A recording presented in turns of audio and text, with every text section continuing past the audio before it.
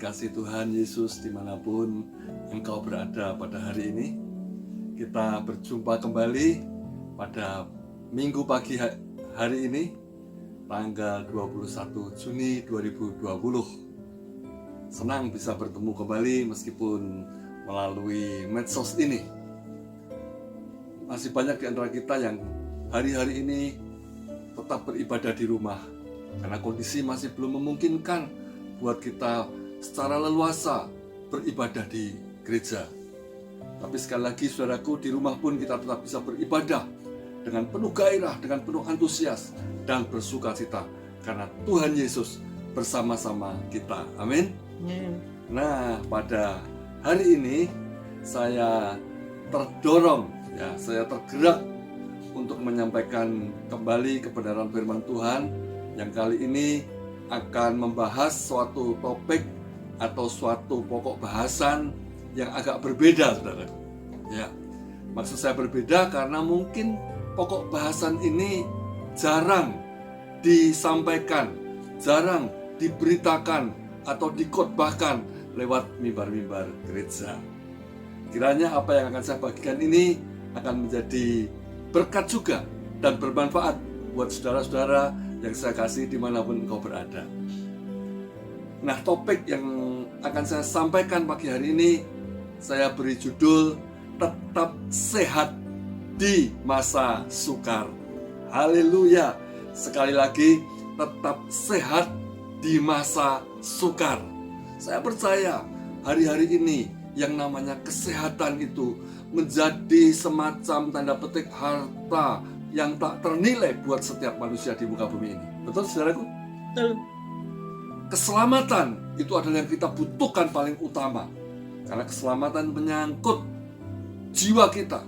Ketika kita percaya dan menerima Yesus Kristus sebagai Tuhan dan Juru Selamat pribadi kita, dengan sungguh-sungguh kita menerima anugerah keselamatan yang membebaskan kita dari hukuman kekal di neraka.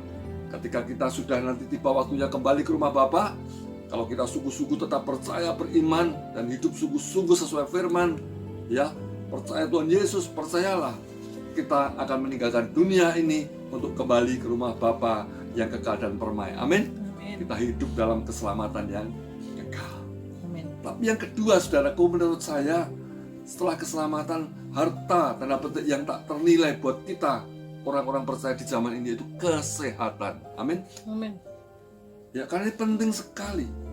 Karena itu saya kembali sekali lagi tegaskan, apa yang saya bagikan ini saya beri judul Tetap Sehat di Masa Sukar. Haleluya. Nah, saudaraku, sebagai orang percaya kita harus menyadari bahwa tubuh kita ini adalah bait atau tempat kediaman Roh Kudus yang harus kita jaga, yang harus kita pelihara, yang harus kita rawat sedemikian rupa setiap saat. Nah, lebih jauh lagi kalau kita membaca firman Tuhan, dalam firman Tuhan dinyatakan dengan tegas bahwa kita orang percaya ini harus memuliakan Tuhan dengan tubuh ini. Amin. Amin. Kenapa, saudaraku, kita harus memuliakan Tuhan dengan tubuh ini?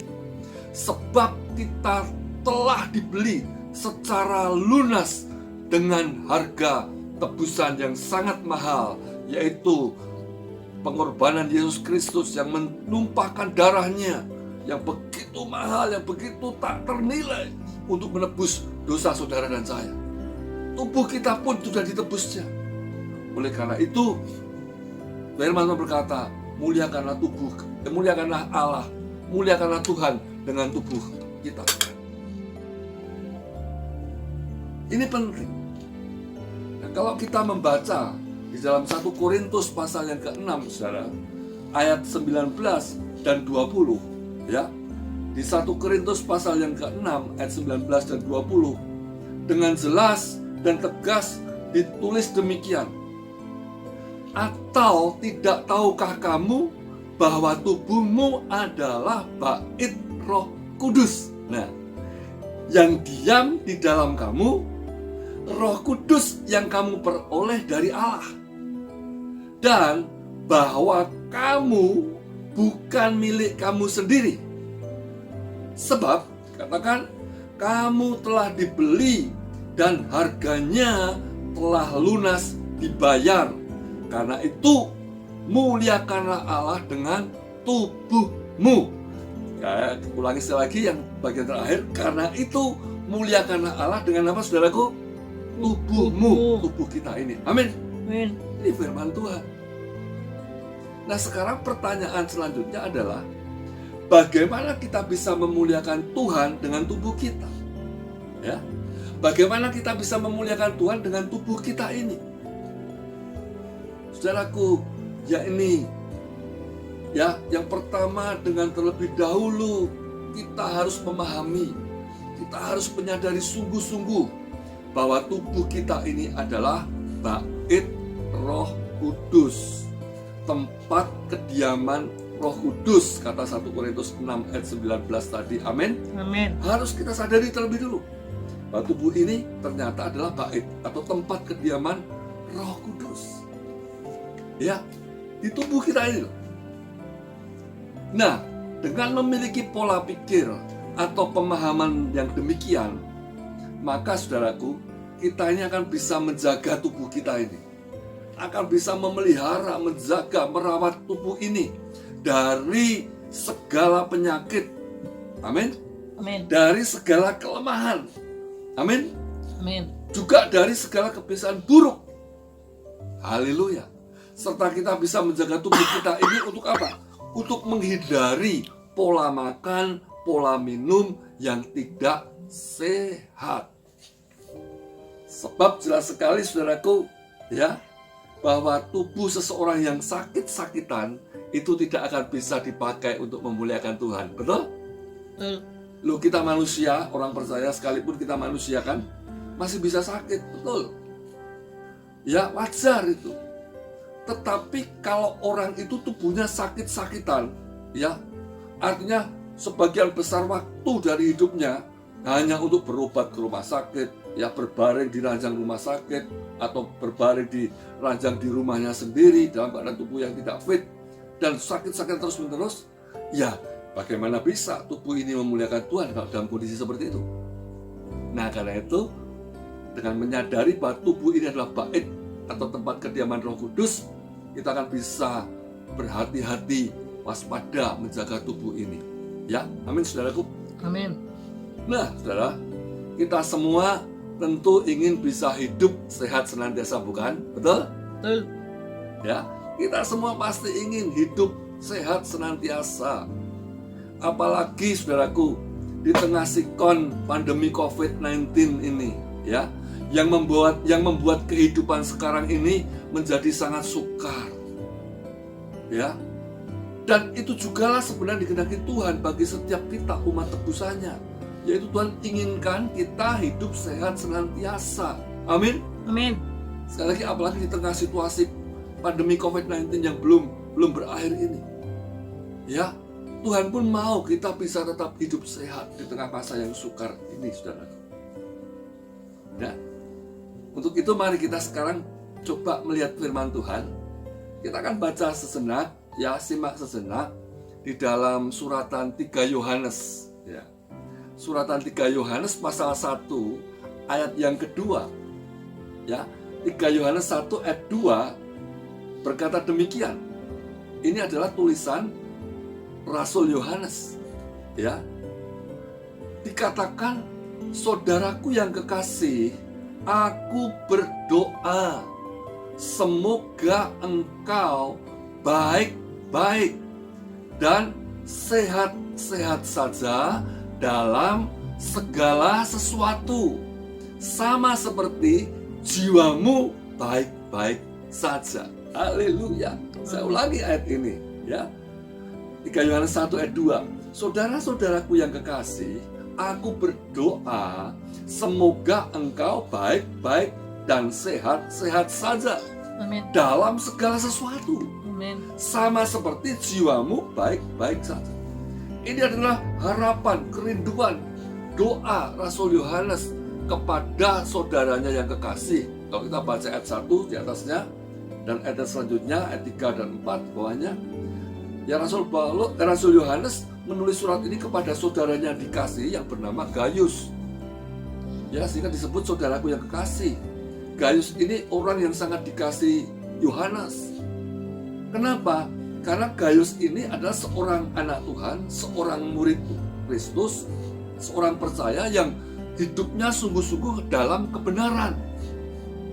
Hidup benar, melakukan kebenaran firman. Dan Yohanes sangat mengasihi saudaranya yang kekasih yang bernama Gaius ini. Karena itu dia doa harapannya, dia berkata, aku berdoa supaya semoga engkau baik-baik dan sehat-sehat saja dalam segala sesuatu. Ini bicara tentang keadaan yang baik dan secara fisik, secara jasmani, secara tubuh. Ya, juga sama seperti jiwamu, supaya baik-baik atau sehat-sehat saja juga. Amin. Amin. Tubuhnya sehat, jiwanya sehat, ya, rohnya juga sehat. Ini luar biasa.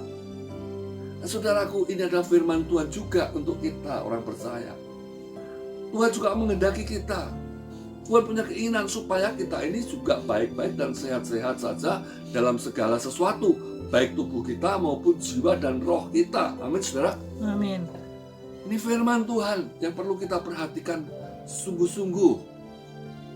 Nah, namun saudaraku, untuk kita bisa mengalami kenyataan atau penggenapan janji Tuhan ini, ada bagian tanggung jawab. Ya, sekali lagi, ada bagian tanggung jawab yang harus kita lakukan. Apa tanggung jawab yang harus kita lakukan? Ini penting, saudara. Yakni menjalani pola hidup, menjalani gaya hidup sehat selama kita di dunia ini. Amin. Amin. Ini bagian tanggung jawab kita. Kita nggak bisa, wah pokoknya aku percaya Tuhan, aku percaya firman Tuhan, dia pasti memelihara, menjaga saya. Tapi kita tidak mau menjaga hidup dengan gaya hidup, pola hidup sehat. Ya pasti kita akan gampang terkena sakit penyakit, saudara. Ini tanggung jawab kita, menjalani pola hidup, gaya hidup sehat selama kita di dunia ini. Nah, sekarang pertanyaannya, bagaimana caranya kita bisa menjalani pola hidup, gaya hidup yang sehat? Nah, saudaraku, secara cepat akan saya bagikan beberapa hal. Ya, yang pertama, saudaraku, kita harus bisa menjaga hati ini selalu apa? Gembira. Amin. Amin. Yang penting yang pertama, saudaraku, kita harus belajar untuk senantiasa bisa menjaga hati ini loh, saudara, selalu gembira. Hati siapa yang kita jaga? Ya hati kita sendiri, bukan hati orang lain, bukan hati tetangga kita. Hati kita, hatimu dan hatiku ini yang harus kita jaga untuk selalu gembira. Dengan sangat jelas di Amsal pasal 17 ayat 22, di situ dikatakan hati yang gembira adalah apa? Obat yang manjur. Amin. Amin. Tetapi semangat yang patah itu apa? Mengeringkan tulang. Jadi jaga hati kita untuk selalu gembira, saudara. Firman berkata hati yang gembira itu obat, dan bukan hanya sembarang obat, tapi ditulis obat yang manjur, obat yang mujarab, obat yang cospleng, obat yang jos, saudara. Dan kita nggak harus dan nggak perlu beli, saudara. Nggak perlu mengeluarkan kocek. Tuhan sudah sediakan secara cuma-cuma, gratis itu. Amin. Hati yang gembira ini obat yang manjur. Amin. Ya, kata Amsal 17:22 tadi. Tapi semangat yang patah, orang yang patah arang, patah semangat, putus asa, dikatakan akan mengeringkan tulang itu semua. Sakit semua tubuhnya. Juga di Amsal 15 ayat 13 ditulis di sana juga, saudaraku, Amsal 15 ayat 13, hati yang gembira membuat muka apa? Berseri-seri. Hati yang gembira membuat muka berseri-seri. Tetapi dikatakan kepedihan hati itu apa? Mematahkan semangat. Hati yang gembira membuat muka berseri-seri. Saudara mau wajahnya berseri-seri atau berdudut? Berseri-seri. Kepengen wajahnya sumringah, berbinar-binar, ceria, atau berdudut, ya selalu merengut? Itu tanda orang yang gak sehat. Itu ya orangnya lihat pancaran wajahnya. Kalau wajahnya berseri-seri, wah orang itu pasti sehat. Amin. Amin. Ya. Tapi kalau sudah bertutut, ya kecut, ya mukanya masam, ditekuk, aduh, ya ya sudah Pak, dia pasti tidak akan sehat. Karena dikatakan kepedihan hati itu mematahkan semangat. Nah saudara, pada masa kini, ya, pada dewasa ini, sekarang ini ada banyak fakta bukan, bahwa orang yang tidak bisa menjaga hatinya dengan benar, ya sehingga dipenuhi dengan apa, tanda kutip saya sebut sampah di hatinya. Orang seperti ini akan cenderung mudah, saudara. Mudah apa? Terkena penyakit. Betul? Betul. Orang yang hatinya dipenuhi sampah, ya penyakit, sakit hati, panas hati, iri hati, ya dengki, kebencian, itu semua kan penyakit sampah. Itu semua kan sampah di hati. Itu menimbun penyakit. Bukan penyakit hati yang disebut liver atau sirosis, bukan. Tapi itu hati. Panas hati. Ya, dendam. Tidak bisa mengampuni. Wah. Itu menyiksa orang. Dan kalau orang yang hatinya dipenuhi sampah kayak gini, saudaraku, percayalah, cepat atau lambat pasti tubuhnya akan sakit. Betul? Betul. Itu yang disebut sebagai psikosomatis. Secara medis diperiksa tidak ditemukan tanda-tanda penyakit yang jelas, tetapi faktanya orang ini sakit. Bisa kena ginjalnya, bisa kena jantungnya, ya bisa stroke, bahkan macam-macam penyakit yang mengerikan. Bisa mah, ya liver juga, saudaraku, ya pusing, migrain, macam-macam lah penyakit yang muncul itu. Tapi sumbernya bukan karena fisiknya yang lemah, tapi hatinya tidak dia jaga. Penuh kebencian, penuh kesedihan, penuh kemurungan. Wah, itu membuat sakit semua, saudaraku. Itu fakta, ya, itu fakta. Dan dunia medis pun juga sudah membuktikan itu. Ya, itu sebabnya di rumah sakit tertentu yang di negara-negara maju, kadang pasien di rumah sakit itu diputarkan ya lagu-lagu yang gembira, yang ceria, dan itu mempercepat proses pemulihan si pasien di rumah sakit itu. Ya, kenapa? Karena hatinya dibuat senang, dibuat gembira, saudaraku. Ya, nah itu adalah firman, sumbernya atau asalnya ditangkap oleh dunia medis, ya, dunia kedokteran, rumah sakit. Di Jepang itu sudah banyak dipraktekkan yang seperti itu. Padahal firman Tuhan sudah berkata hati yang gembira adalah obat yang manjur. Yang pertama, saudara, kita harus perlu menjaga hati untuk bisa selalu gembira senantiasa. Ya, dengan demikian pula, saudaraku, ada banyak orang yang menjadi stres, yang menjadi depresi, putus asa akibat terdampak pandemi COVID-19 ini di tengah keadaan yang sama amat sukar sekarang.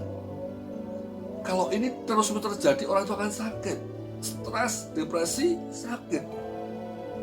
Jadi banyak kasus kan hari-hari ini kita jumpai orang sakit karena apa? Karena stres, karena putus asa, karena menderita. Nah, karena itu penting, ya, yang pertama, mari kita belajar untuk menjaga hati kita agar selalu gembira. Amin. Amin. Nah, jadi yang pertama itu, ya, kita harus menjaga hati kita agar selalu gembira. Ya, Amsal 4 ayat 23 berkata, jagalah hatimu dengan segala kewaspadaan, karena dari situlah terpancar kehidupan. Kalau hati kita tidak kita jaga, hanya diisi, dipenuhi sampah tadi, saudaraku, ya sudah, bukan kehidupan yang terpancar dari diri kita, tapi kematian, ya, termasuk sakit penyakit, penderitaan, macam-macam. Karena itu penting untuk kita bisa sehat di tengah masa sukar ini. Jaga hati selalu gembira di tengah masa pandemi ini. Meskipun kita terdampak, mungkin penghasilan berkurang, pekerjaan kita hilang sementara, ya, nggak dirumahkan, jangan putus asa, jangan stres, tetap harus gembira, saudaraku, di dalam Tuhan. Amin. Amin. Supaya kita tetap sehat. Amin. Yang kedua, saudaraku, untuk kita bisa menjaga tubuh kita supaya tetap sehat, itu apa? Kita harus mengkonsumsi makanan dan minuman yang sehat. Amin. Amin. Ya, ini kita harus mengkonsumsi makanan dan minuman yang sehat. Kenapa, saudara? Kita harus ingat selalu bahas sekali lagi tubuh kita ini adalah bait apa? Bait siapa? Bait Roh Kudus, tempat kediaman Roh Kudus. Nah, konsekuensinya kita tidak boleh sembarang saja makan dan minum. Amin. Amin. Apalagi cuma dengan prinsip ini bahaya. Wah, asal enak, asal lezat bagi selera tubuh, selera lidah, selera perut. Waduh, tak sikat saja. Wah, itu bahaya, saudara. Ya, di tengah pesta pernikahan atau jamuan apa, wah, kita dihidangkan makanan yang enak, lezat. Wah, kita pikir kapan lagi nih bisa makan enak gua, ya kan? Udah, sak saya saja, sikat saja semuanya yang enak-enak, yang lezat-lezat. Saya katakan itu berbahaya. Jelas, saudaraku? Jelas. Hal ini sangat penting untuk kita jaga dan kita perhatikan. Ya, kenapa? Karena bukankah sebenarnya saat ini ya, hari-hari ini ada banyak makanan, ada banyak minuman yang kita konsumsi setiap hari itu sebenarnya amat tidak sehat bagi tubuh kita. Ini kenyataan. Banyak makanan minuman yang kita konsumsi itu tidak sehat. Ya, saya sendiri belajar sekarang banyak selama beberapa tahun terakhir sudah belajar yang mengatur makan, pola makan yang sehat, minum juga yang sehat. Kesukaan saya dulu apa? Soft drink, minum itu. Tanya istri anak-anak saya itu. Yang namanya soft drink, Fanta atau Sprite itu saya paling suka. Tapi sudah beberapa tahun terakhir ini sudah sangat berkurang. Bahkan sekarang boleh dikata jarang sekali saya minum soft drink. Ya, makan makanan daging yang saya tahu wah ini nggak sehat, udah saya hindari semua. Saya nggak perlu sebutkan dagingnya apa, nanti saudara malah bingung. Ya. Tapi yang jelas yang saya sudah tahu kebenaran ini, daging ini yang dulu kesukaan saya tidak makan. Itu contoh kecil, saudara. Ya, banyak hal yang harus saya hindari. Kenapa, saudara? Ya, ini penting. Amsal 23 ayat 1 sampai ke 3. Ya, Amsal 23 ayat 1 sampai yang ketiga berkata begini. Di ayat 1 di situ dikatakan begini. Bila engkau duduk makan dengan seorang pembesar, perhatikanlah baik-baik apa yang ada di depanmu. Ayat 2, taruhlah sebuah pisau pada lehermu bila besar nafsumu. Ayat 3, jangan ingin akan makanannya yang lezat, itu adalah hidangan yang menipu. Amin, saudaraku. Amin. Wah, rasanya kalau mengaminkan ini sulit, berat. Tapi ini firman. Bilang kau duduk makan, dijamu seorang pembesar. Ya, kita berkata kapan saya nggak pernah dijamu seorang pembesar. Tapi katakanlah kita dijamu teman, dijamu sahabat, dijamu saudara dalam sebuah pesta perjamuan makan. Amsal berkata, perhatikan baik-baik apa yang ada di depanmu. Apa yang kita perhatikan? Samping kanan kiri kita, orang yang punya hajat, punya pesta? Bukan. Yang harus kita perhatikan baik-baik yang di depan yaitu makanan minuman ini disajikan di meja di depan kita ini. Lalu dikatakan, taruhlah pisau pada lehermu. Wah, ini ungkapannya ngeri ya. Taruhlah pisau pada lehermu loh. Lehermu sendiri, bukan lehernya orang lain. Ya. Bila besar nafsumu, artinya nafsu makanmu rakus, nafsu makanmu besar, tidak terkontrol. Taruh pisau. Kalau itu sampai terjadi, semua akan tidak terkontrol. Nah, istilahnya sembelih, belah lehermu itu. Itu ungkapan ngeri ya, saudara. Ungkapan ini memang, tapi ini kebenaran. Jangan engkau ingin makanannya yang lezat, dikatakan tadi. Sebab itu adalah hidangan yang menipu. Nah ini, makanan yang tidak sehat, hindari. Jadi yang kedua, saudaraku, kita harus belajar mengkonsumsi makanan dan minuman yang sehat. Amin. Amin. Ya, ini sesi tersendiri ya. Kalau diuraikan panjang lebar perlu satu sesi sendiri untuk pola makan minum yang sehat ini. Tapi saya hanya garis besar saja dulu. Ya, untuk menjaga tubuh supaya sehat, karena tubuh ini tempat kediaman Roh Kudus, baik Roh Kudus. Yang pertama, ya, apa tadi? Jaga selalu hati gembira. Yang kedua, konsumsi makanan dan minuman yang sehat. Yang ketiga, saudaraku, ya, yang ketiga, yaitu apa lagi?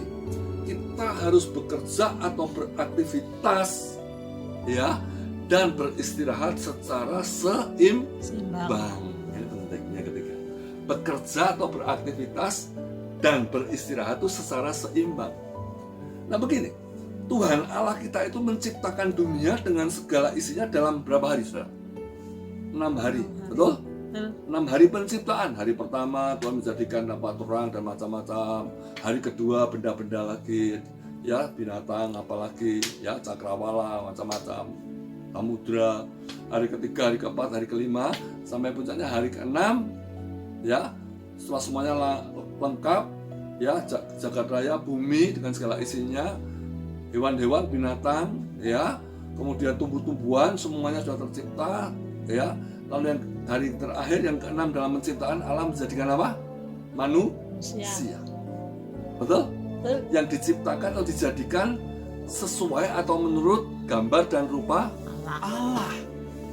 Dan dikatakan setelah manusia itu dijadikan, Adam yang pertama, kemudian Hawa, ya, manusia wanita, lengkap sudah, maka dikatakan pada hari yang ketujuh yang disebut Sabat, Allah apa dikatakan?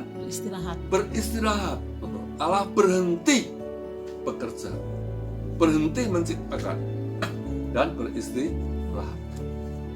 Nah dari sini sebenarnya Tuhan Allah itu telah memberikan sebuah contoh pola atau contoh patron bagi manusia dalam bekerja, dalam beraktivitas, yang juga harus diimbangi dengan apa, saudaraku? Waktu untuk beristirahat. Amin. Nah, Depnaker Republik Indonesia, Departemen Tenaga Kerja, ya, Republik Indonesia pun telah mengatur jam kerja sedemikian rupa bagi para pekerja, ya, para buruh, ya, yang setiap hari harus menjalankan pekerjaannya, apakah di kantor, di perusahaan, di pabrik, atau di tempat-tempat kerja yang lain. Diatur waktu jam kerjanya, saudara. Ya, bila kita bekerja dengan lebih porsi atau batas waktu yang ditetapkan tersebut, atau istilahnya menjadi workaholic, orang yang gila kerja, maka percaya tidak percaya silahkan, ya, cepat atau lambat, tapi pasti hal itu akan mendatangkan apa? Penyakit. Betul, saudara? Pemerintah sudah memberikan aturan, karyawan bekerja, buruh bekerja di pabrik, di kantor, di dunia industri, ya, berapa sih sehari? Ya maksimal 7 jam, 8 jam itu waktu kerja. Tapi kalau orang itu bekerja 10, 11, 12 jam, bahkan 14 jam setiap hari, percayalah cepat atau lambat tubuhnya akan jebol, akan remuk, karena manusia itu ada batasnya. Jadi waktu bekerja itu sepertiga hari, ya kan? Diimbangi waktu beristirahat berapa? Sepertiga hari juga untuk tidur 8 jam. Kemudian yang 8 jam lagi untuk apa? Untuk aktivitas yang lain, ya, untuk bersama keluarga, untuk apa? Refreshing, untuk bersosialisasi, untuk melakukan kegiatan yang lain. Semua ada diatur, saudaraku, ya.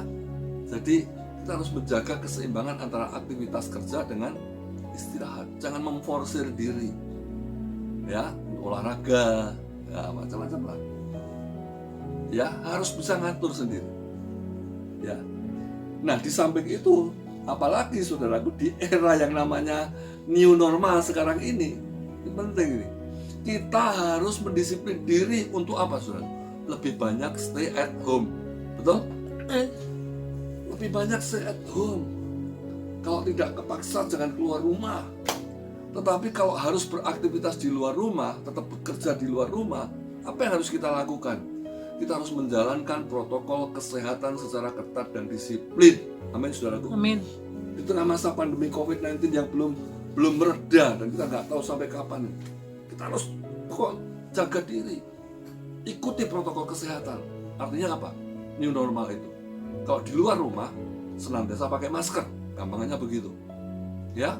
Yang kedua, selalu cuci tangan dengan sabun. Itu harus kita lakukan. Kalau nggak sempat cuci tangan dengan sabun, bawa hand sanitizer selalu di kantong. Itu yang saya terapkan juga sekarang. Jaga jarak antar manusia minimal 1 meter, ya, untuk kita berhubungan dengan seseorang, jaga jarak, jangan bersentuhan. Apalagi saudaraku, hindari keramaian, kerumunan. Nah sekarang kan memang ibadah tanda petik di era new normal ini sudah ada ketentuannya, ya. Kalau mau gereja mau beribadah, oke, silakan beribadah bersama-sama. Tapi ingat, protokol kesehatan tetap jalan. Tetap itu perlu. Karena namanya virus COVID ini sekarang, ini sudah ada di mana-mana. Kita hidup berdampingan dengan virus ini setiap saat. Karena itu yang bisa menjaga saja diri kita. Jaga diri kita, jaga keluarga kita. Ini penting. Ya. Nah kita juga mesti berhenti, saudaraku, dari setiap kebiasaan buruk yang bisa berpotensi merusak atau menghancurkan, melemahkan tubuh kita. Contohnya kebiasaan buruk apa? Merokok, minum minuman keras, itu kebiasaan buruk. Ya, padahal di setiap bungkus rokok itu kan sudah ada peringatannya, merokok dapat membunuhmu, kan begitu. Ya, merokok, minuman keras, apalagi begadang, saudaraku, tidur larut malam, waduh. Ya remuk kita kalau setiap malam begadangan.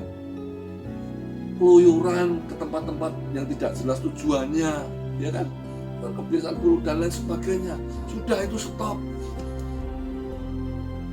Ya, sekarang kita dianjurkan untuk jangan kemana-mana dulu. Oke, taati. Refreshing bolehlah refreshing. Tapi jangan balas dendam. Wah ini sudah 2 bulan di rumah, sekarang kesempatan balas dendam. Tak dulan sepuas-puasnya. Ya sudah, kita akan sangat rentan dengan penularan virus COVID itu. Hati-hati, ini penting. Jadi yang ketiga apa tadi? Harus seimbang antara bekerja atau beraktivitas dan istirahat. Ya, kiranya ini jelas. Ya, 3 hal ini yang akan menolong kita, saudaraku, untuk kita bisa menjaga tubuh kita tetap sehat, tetap bugar di masa sukar. Amin. Ini yang disampaikan kok 3 poin ini kok sangat sangat jasmani, sangat duniawi banget ya. Ya. Sangat umum ya. Kok nggak ada yang rohani? Nah, nanti dulu saudara. Saya tutup dengan poin yang keempat. Ini penting untuk kita bisa tetap sehat di tengah masa sukar. Maka yang keempat ini tidak boleh kita lupakan dan harus kita lakukan meskipun di tengah masa pandemi COVID ini. Yaitu apa? Beribadah sungguh-sungguh. Amin, saudara? Amin. Beribadah sungguh-sungguh. Kalau sekarang ibadah di gereja belum memungkinkan, beribadah di rumah, dimanapun beribadah sungguh-sungguh. Itu perintah Tuhan. Itu kehendak Tuhan. Seperti hari ini kita beribadah di rumah, beribadahlah sungguh-sungguh. Amin. Amin. Karena di situ Tuhan Yesus Roh Kudus hadir di tengah-tengah peribadahan kita. Haleluya. Meskipun tidak ada musik, tidak ada sound system, tidak ada WL, tidak ada singer, ya. Tapi kita beribadah sungguh-sungguh, mencari Tuhan sungguh-sungguh. Percayalah, Tuhan Yesus hadir. Di mana 2-3 orang berkumpul dalam namaku, di situ aku ada, kata Tuhan Yesus. Amin. Amin. Ya, 2 orang daripadamu bersepakat meminta sesuatu, maka permintaan mereka akan dikabulkan oleh Bapakku dan akan kukabulkan, kata Tuhan Yesus. Amin. Amin. Beribadah sungguh-sungguh, beribadah dengan tulus. Amin. Beribadah dengan sepenuh hati. Haleluya. Itu akan menghadirkan mujizat kesembuhan. Amin. Menghadirkan pemulihan. Amin. Amin. Serta mendatangkan kesehatan bagi tubuh kita. Haleluya. Saya tutup ayatnya ya tentang hal ini. Ini firman Tuhan sendiri di dalam Keluaran pasal yang ke-23 ayat 25. Keluaran 23 ayat 25. Di situ firman Tuhan berkata, tetapi kamu harus beribadah kepada Tuhan Allahmu, maka Ia akan memberkati roti makananmu dan air minumanmu, dan aku akan menjauhkan penyakit dari tengah-tengahmu. Amin. Amin. Haleluya. Perhatikan firman Tuhan baik-baik. Kamu harus beribadah. Harus itu bukan pilihan. Harus itu adalah perintah, kewajiban yang diberikan kepada kita oleh Tuhan. Untuk apa? Beribadah kepada Tuhan dengan sungguh-sungguh, dengan tulus hati. Meskipun di rumah, beribadahlah sungguh-sungguh, serius. Amin, saudaraku. Amin. Cari Tuhan sungguh-sungguh. Dan Tuhan berjanji di sini, maka iya Tuhan akan apa? Yang pertama apa? Memberkati roti makananmu. Kita tidak akan keleleran, kita tidak akan kehaliran, istilah Jawanya. Amin. Makanan minuman kita disediakan cukup oleh Tuhan, bahkan berlimpah-limpah. Amin. Amin. Ya, kita tidak akan kelaparan, tidak akan kekurangan. Yang kedua, ya, Tuhan akan mencukupi, memberkati air minumanmu. Makanan dicukupi, minuman kita Cukupi.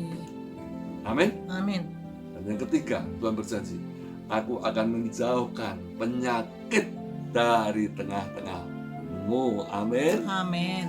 Kita dihindarkan, dijauhkan dari sakit penyakit, saudara. Ya, akan ada benteng perlindungan Tuhan yang luar biasa. Amin. Menjadi perisai bagi kita. Amin. Mazmur 91, nanti sudah bisa baca kembali itu. Satu perikop satu pasal di Mazmur 91. Janji perlindungan Tuhan yang sempurna terhadap umatnya yang sungguh-sungguh mengasihi Tuhan, yang sungguh-sungguh mencari Tuhan, yang sungguh-sungguh takut akan Tuhan, yang sungguh-sungguh beribadah kepadanya. Amin. Amin. Nah, oleh karena itu jangan kita meremehkan ibadah. Jangan kita tidak serius dalam ibadah.